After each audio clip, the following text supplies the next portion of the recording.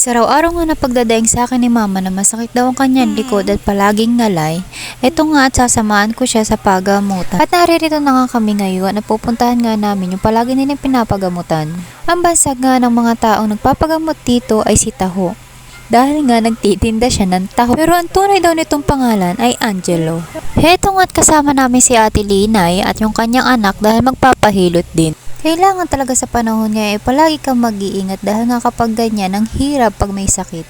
Buti nga't nadidihan yung manggagamot kaya pinapasok na kami sa loob at pinaupo.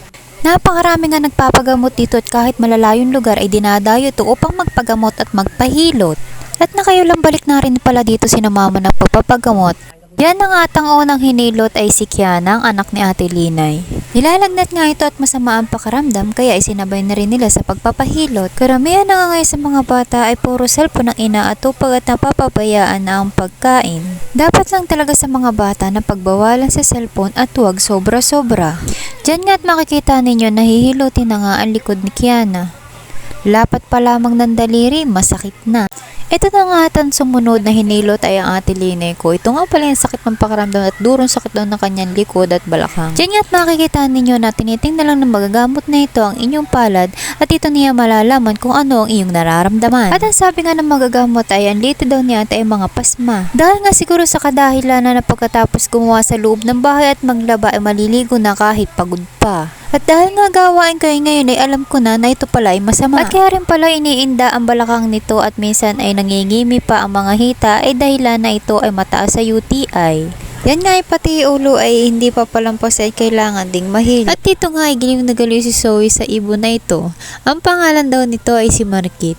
Ang sabi nila ay nagsasalita daw ito pero kapag nakita sila hindi naman nahuni. May nagsabi ng ma. Ang pagkakaalam ko nga sa buhay ko ay ang parot lang ang nagsasalitang ibon. Ito na nga at si mama na nga ang kasunod na hihilot. Halos araw-araw na nga akong dinadaingan ni mama na dahil nga dumasakit ang katawan niya. Pati likod. Kaya nga sabi ko nung hapon na yun ay sasamahan ko siya kinabukasan at magpapahilot. Kaya ngayon ayan, magtiis ka sa sakit. Diyan naman higinhawa ang iyong katawan. At sinabihan nga siya na magagamot na palagi din mag-e-exercise. At yun nga lagi ang pinapaalala ko kay mama na kailangan din talaga niya mag-exercise. At sumunod na nga dito ang asawa ni Ate Linay na si Kuya Uto. Ayan na nga at magpapahilot din daw siya. Natatawa pa nga sa akin kung bakit ko daw siya ibinibidyo. At palagi nga rin daw niya iniinda ang kanyang balak. Kung gusto mo nga magpahilot ay dito ka na talaga. Kung ang taga-ibang lugar nga ay dumadayo pa dito para magpagamot at magpahilot, tayo pa kayong mga taga-Mauban na nadi dito lang. Ba't ka nakangiti? Yung ginagawa mo.